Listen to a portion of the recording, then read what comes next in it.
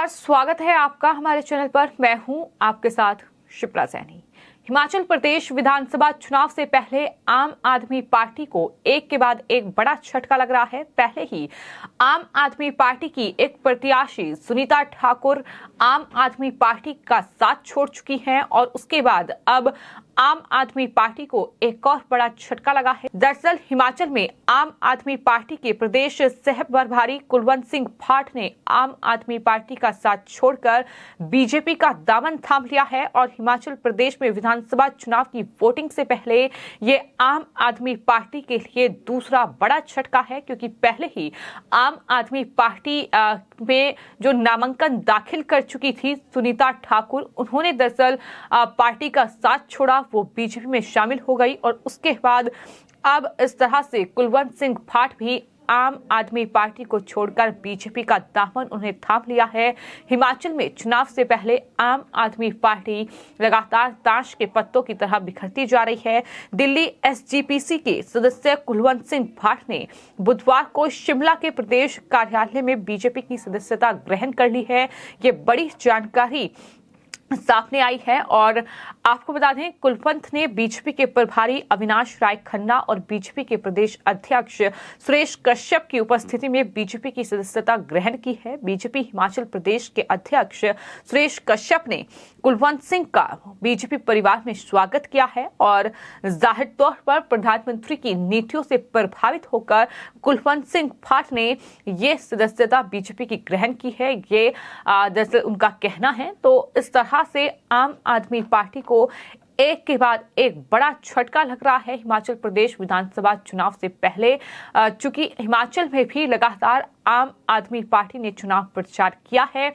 पूरी ताकत आम आदमी पार्टी की ओर से हिमाचल और गुजरात विधानसभा चुनाव में चुनाव प्रचार करने में झोंकी जा रही है, लेकिन हिमाचल में कहीं न कहीं पार्टी को जन समर्थन बिल्कुल नहीं मिल रहा है। जिस तरह से एक के बाद एक चुनाव की तारीख से ठीक पहले आम आदमी पार्टी के ये नेता उनका साथ छोड़ रहे हैं और इन सब के बीच आम आदमी पार्टी और अरविंद केजरीवाल के लिए दूसरा बड़ा झटका ये है कि दरअसल वहां बीजेपी ने तमाम जो बड़े नेता हैं बीजेपी के, उनकी फौज चुनाव प्रचार के लिए उतारती है। तमाम जनसभाएं जो हैं वो दिग्गज नेता बीजेपी के कर रहे हैं, फिर चाहे वो प्रधानमंत्री नरेंद्र मोदी हो या फिर केंद्रीय गृह मंत्री अमित शाह हो। इसके अलावा दरअसल रक्षा मंत्री राजनाथ सिंह से लेकर उत्तर प्रदेश के मुख्यमंत्री योगी आदित्यनाथ भी हिमाचल के चुनावी मैदान में उतर चुके हैं और तमाम जनसभाएं उनके जरिए की जा रही हैं। आपको जानकर हैरानी होगी, लेकिन उत्तर प्रदेश के मुख्यमंत्री योगी आदित्यनाथ हिमाचल वासियों की पहली पसंद है। जी हां, उत्तर प्रदेश के सीएम योगी आदित्यनाथ को लेकर ये बड़ी जानकारी हिमाचल से सामने आई है कि दरअसल हिमाचल की जनता ये चाहती है कि सीएम योगी आदित्यनाथ वहां सबसे ज्यादा रैलियां करें, चुनाव प्रचार बीजेपी के लिए करें और यही वजह है कि लगभग उनकी 10 रैलियों का प्रोग्राम जो है वो बीजेपी की ओर से बनाया गया है। यानी 10 बड़ी जनसभाओं को सीएम योगी आदित्यनाथ संबोधित करेंगे। आपको बता दें, सीएम योगी आदित्यनाथ आज हिमाचल प्रदेश पहुंचे, जहां उन्होंने हिमाचल की 3 विधानसभाओं में प्रचार किया है और इसी कड़ी में सीएम योगी आदित्यनाथ सबसे पहले हमीरपुर के बड़सर पहुंचे, जहां उन्होंने जनसभा को संबोधित किया और बीजेपी की जो प्रत्याशी हैं माया देवी, उनके पक्ष में वोट करने की अपील वहां की जनता से की। लेकिन इसी के साथ उन्होंने हिमाचल वासियों से ये कहा कि हिमाचल प्रदेश को सुरक्षित रखने के लिए, विकास की गति को तेज करने के लिए, नौजवानों के लिए रोजगार के लिए, माताओं और बहनों के सम्मान और स्वावलंबन के लिए डबल इंजन की सरकार फिर से बननी चाहिए। ये उम्मीद योगी आदित्यनाथ की ओर से जाहिर की गई है।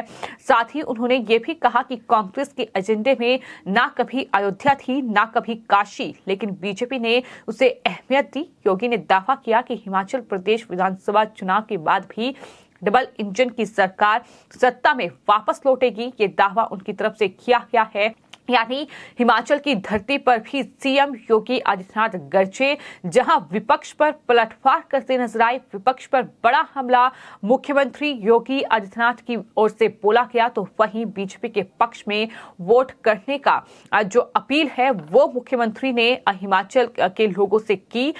तमाम नौजवानों से लेकर महिलाएं, जो लड़कियां हैं, उन्हें साधने की कोशिश की गई। जो फर्स्ट टाइम वोटर्स हैं उन्हें साधने की कोशिश की गई। उन्होंने कहा कि कांग्रेस के एजेंडे में विकास नहीं है, विरासत का सम्मान नहीं है, सैनिकों का सम्मान भी नहीं है।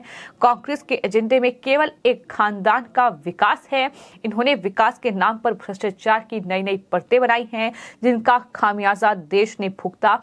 कीमत नौजवानों ने चुकाई, विकास भी अवरुद्ध हुआ, ये उनकी तरफ से कहा गया। यानी कुल मिलाकर सीएम योगी आदित्यनाथ कांग्रेस पार्टी पर सबसे ज्यादा हमलावर नजर आए। तो इस तरीके से मुख्यमंत्री योगी आदित्यनाथ ने तमाम बातों का जिक्र भी किया कि किस तरीके से उन्होंने उत्तर प्रदेश से तमाम माफियाओं का सफाया कर दिया है। उन्होंने कहा कि उत्तर प्रदेश से हमने माफियाओं का सफाया कर दिया है और उनका राम नाम सत्य कर दिया है।